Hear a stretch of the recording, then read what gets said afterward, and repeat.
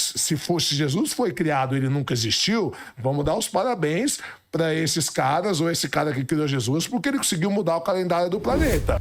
E se você curte esse tipo de vídeo trazendo informações importantes, já clica no botãozinho aqui para me seguir e não perder nenhuma novidade. Mas é que por mais que tenha a base cristã, eu acho que a sociedade ela é muito hedonista para deixar alguns comportamentos só por conta que a fé é majoritária, porque é o que nós estávamos falando. Por mais que a maioria é cristã, a maioria não pratica, a maioria não compreende. Então, assim, o cristianismo cultural, né, o cristianismo popular, que é o cara... Não é. É igual o cara fala assim, não, eu sou católico não praticante. Eu falo, eu sou maratonista não praticante. Exatamente. Eu nunca corri uma maratona. Eu sou campeão de xadrez não praticante. Porque o que acontece? O Brasil é assim, Luan. É isso mesmo. Eu conheço... Eu sou treinador físico. Então, dentro da academia, a gente conhece muitas figuras. Eu conheço a aluna que de manhã, ela tá indo pra missa. À tarde, ela tá indo pra tarde da bênção na igreja evangélica. E à noite ela tá indo pra Umbanda. É, o sincretismo brasileiro. Isso existe. As pessoas acham que é mentira, mas existe. E existe muito. Vou até dar de presente pra você, meus dois. Depois você dá os seus. Fechou. Meus 2 livros, O Deus da Filosofia. Aqui, ó. Deixa eu mostrar pro pessoal aqui. Cadê ali, galera? Ó. Bem aqui, ó. O Deus da Filosofia. Deus existe aí, ó. Prefácio do professor Cláudio de Barros Filho. E o outro livro, eu escrevi com meus 2 filhos. Que legal, né? Um tinha 11 e o outro tinha 7. O de 7 fez os desenhos e o de 11 me ajudou a escrever. Mitologia grega pelo olhar das crianças. Aliás, eu tive que peneirar história na mitologia grega pra caramba, porque mitologia grega... putaria pra caramba, assassinato pra caramba. Aí teve que fazer legal. A gente lançou na Bienal no ano passado, 7 de setembro do ano passado. Eles ganharam até uma placa como os autores mais jovens da Bienal. Que legal. Foi muito legal. Quando meu filho fez 10 anos, eu falei, o que você quer de presente, filho? Ele falou, pai, quero escrever um livro com você. Aí depois a gente incluiu de 7, hoje tá com 9, né? Mas aí a gente incluiu de 7 no projeto pra ele fazer os desenhos. Então, uma obra em família é um orgulho, né? Embora o meu outro seja um best-seller, o meu orgulho mesmo, o meu xodó imagina, né? Top, né? Poder mostrar pros netos, pô, que eu escrevi. Isso é legal. Agora, no meu livro, o outro, no penúltimo capítulo, eu falo Deus do brasileiro. Eu falo exatamente isso. Eu falo, o brasileiro não acredita em Deus. Ele acredita em 220 milhões de deuses diferentes. Como fala o professor Karnal, é um personal God. Então, assim, ele gosta de ir na missa porque ele gosta de ouvir o pastor falar. O pastor fala umas coisas legais, o padre. Mas ele gosta de ir lá também porque o pastor também dá umas visões legais e tal, né? Vai mais agitado. E depois tem mais encontros. Hoje as neopentecostais, elas promovem mais uma associação, uma inclusão social maior. Mas ela vai lá, às vezes, no centro tomar um passe, porque não custa nada. Ela pula 7 ondinhas. Quer ver o futuro.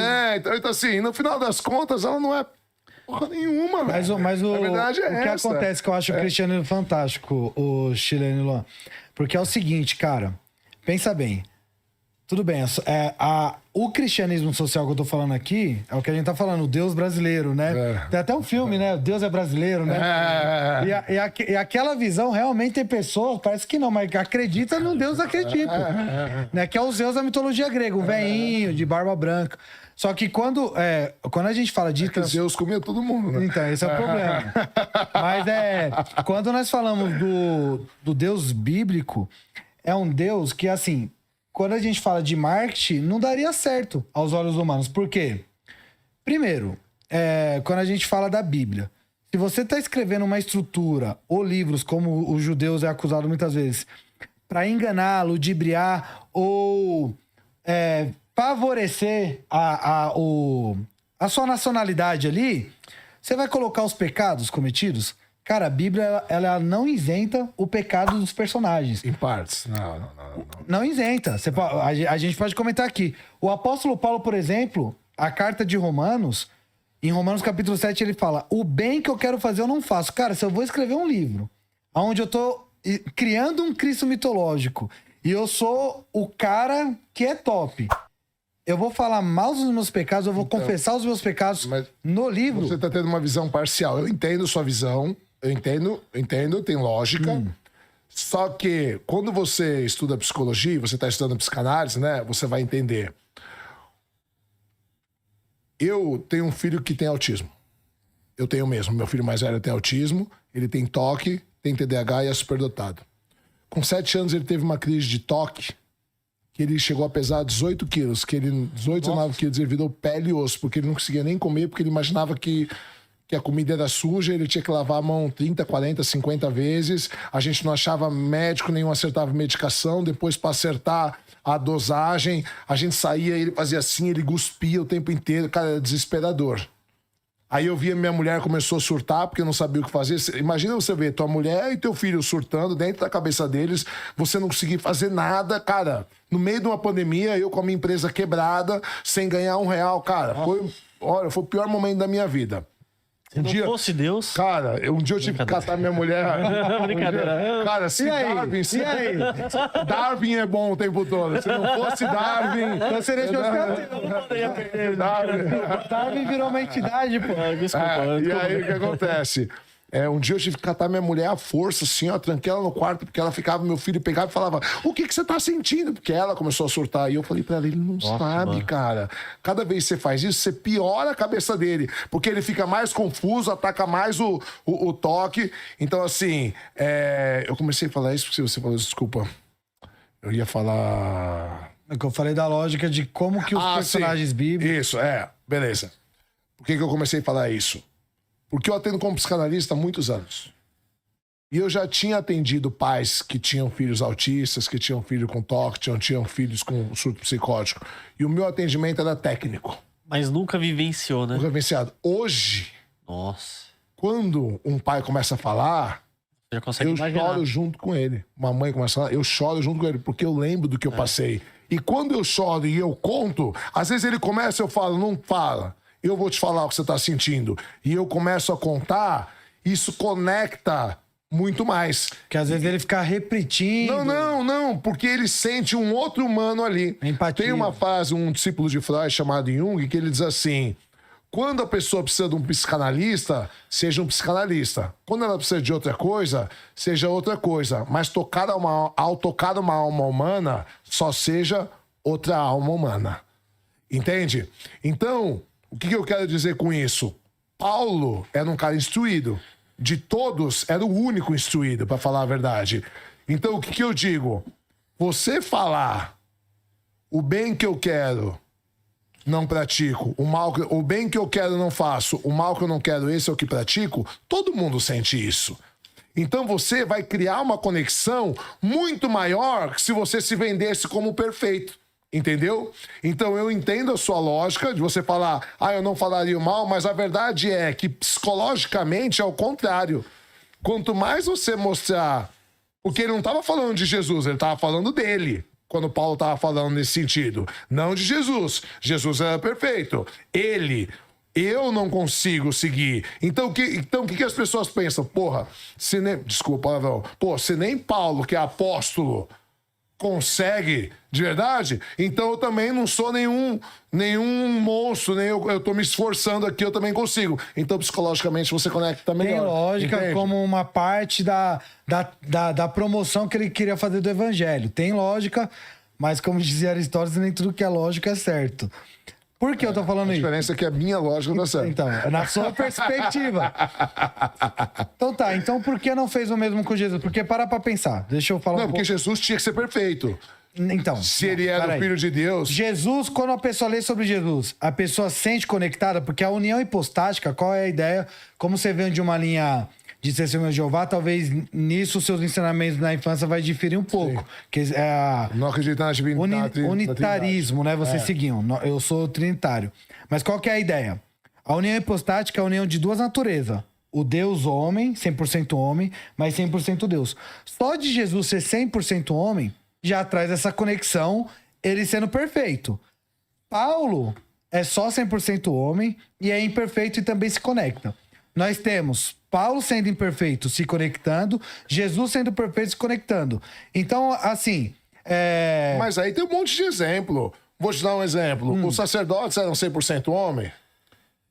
100% homem. 100% homem. Eles se conectavam com o povo? Todo mundo odeia os sacerdotes. Por quê? Porque eles se achavam superiores. Por que Jesus, mesmo perfeito, vamos colocar então a união hipostática, vamos colocar nessa hipótese. Ele é perfeito e ele é Deus. Só que, o que Jesus disse? Eu não vim para esses. Não vim para esses que estão no templo lá, que estão... Que se acham perfeitos. Vim para os pequeninos. Jesus, ele andava com um criminoso, com um cobrador de imposto, com prostituta, tal. Aí tá a conexão de Jesus. Mesmo perfeito, mesmo Deus, eu tô aqui para salvar os pecadores. Mas eu acho que eu não me fiz entender. Para você entender, chileno. Esse plano tinha que ser um plano muito bem elaborado e que os caras estavam pensando, só pra você entender, os caras estavam pensando só no futuro. Porque na época, na situação da época, indo contra Roma, indo contra os fariseus, os saduceus, os escribas, indo contra os próprios samaritanos, Jesus entrando em alguns lugares, se comunicando e tendo que sair às pressas, porque o texto fala que queriam matar ele. Por exemplo, que plano é esse? Que não, porque se é um monte de maluco lá que tá fazendo um plano para se beneficiar, qual benefício eles tiveram? Perseguição, foram mortos, os cristãos sendo queimados vivos mais para frente no Jardim de Nero. Então, assim, que plano é esse que Paulo não vai se beneficiar, que os apóstolos não vão se beneficiar? O apóstolo Paulo, que estava numa condição financeira muito boa, passa necessidade agora. Então, assim, você vai ter que concordar que o apóstolo Paulo e todos os outros apóstolos tinham problemas mentais. Não, mas aí a gente está partindo de uma premissa. A gente está partindo de uma premissa que a Bíblia é verdadeira e que todo o relato da Bíblia é verdadeiro, uma coisa que eu não acredito. Porque a gente não tem nenhum pergaminho original. O primeiro pergaminho que a gente tem da Bíblia é o papiro P52, que é do ano 120 da Era Comum, ou seja, no mínimo aí, considerando que Jesus morreu no ano 33, dependendo aí, no mínimo aí, a gente tem aí uns 100 anos de diferença, 90 anos de diferença, e se você considerar que naquela época a idade média, a taxa de mortalidade média do afegão médio era de 25 a 30 anos, a gente tem 2 ou 3 gerações para frente, certo? Então, tudo isso são coisas que, para mim e outros estudiosos depõem contra, ou pelo menos levantam seríssimas suspeitas sobre a veracidade total do evangélico e que eles podem ter sendo alterados à medida do tempo pela igreja para poder facilitar a dominação do povo. Mas essa Entende? questão de alteração, na própria teologia, na crítica textual, nós debatemos os concílios, o de Trento, de Nicéia, entre outros. Não tem problema. Até para falar a verdade, só da Bíblia ter essas questões, algumas diferenças nos próprios evangelhos. E nós temos que fazer essas conexões dos livros do Primeiro Testamento para o Segundo. Eu acho que já é uma prova de que não teve esse plano tão bem elaborado. Então, mas, por exemplo, eu fiz uma live hoje no TikTok e é muito engraçado. Meu TikTok, cara, é muito engraçado. Porque eu abro live no TikTok, tem dia que entra só criança de 8 a 14 anos. Eu não sei porquê, mas assim, eu tenho um público infantil assim, cara, que eu não sei se é por causa do jiu-jitsu, eu não sei se é porque eles se identificam com a minha figura paterna, né? Porque eu sou um pai muito presente e tal, mas eu tenho, cada onde eu vou, as crianças querem tirar foto Legal. comigo. Aí no outro dia eu abro uma live, é pai e mãe com problema com o filho. Pô, tô tendo problema com meu filho adolescente, não sei o que e tal, beleza. Aí no outro dia eu abro outra, tudo no mesmo horário. Aí entra cristão versus ateu. Aí teve dia que eu tive que fechar a live, porque os caras começaram a tentar, eu falei, gente, eu não quero briga aqui. Um por vez fala, vamos apresentar. Aí os caras começaram a faltar com respeito e falaram, irmão, acabou a live, não tem, porque comigo não tem baixaria. Eu fechei a live. Hoje eu fiz uma live, entrou um monte de cristão versus ateu. E um cara lá tava defendendo a Bíblia como inerrante. Aí eu falei, cara, você ter fé nisso, eu não questiono. Que a Bíblia é a palavra de Deus e tal. Agora, comecei a falar sobre isso. Eu falei, olha, os evangelhos começaram a ser escritos no ano 70, era comum. Então, há fortíssimos indícios e, assim, praticamente impossível que quem conviveu com Jesus que escreveu os evangelhos. Foram os discípulos de Marcos, os discípulos de Mateus. Lucas, declaradamente, não conviveu com Jesus, ele mesmo declara. Foi uma biografia que ele foi pesquisar e tal. Ele conviveu com a Maria. E por isso que E aí eu falei assim, tanto que existem divergências entre... O cara falou, não, mas... E eu falei, e isso seria normal, porque se você, 70 anos depois de ouvir falar uma história, o outro grupinho ouviu falar tal, A história pode até ser parecida, mas ter divergência normal. Nem tantos anos. Exato. Hoje mesmo, se você contar como foi o podcast... a minha Daqui esposa- 2 horas a gente vai errar, diferente. exato. Então eu falei assim, Se fosse tudo perfeito, que é a prova que teria alguma ligação lá. exato, eu falei, então você acreditar que a Bíblia é o meu problema quando colocam a Bíblia como verdade absoluta, como a palavra de Deus inerrante, seria essas divergências. Se fosse um livro com os ensinamentos de Jesus que foi escrito pelos discípulos, beleza? Não tem problema nenhum ter pequenas divergências. Um entendeu de um jeito, um não tava, o outro só ouviu falar, o outro tava, beleza. Agora, quando você coloca a Bíblia como a palavra de Deus perfeita, inerrante, inteira, inspirada, aí é um problema. Porque aí não poderia ter divergência.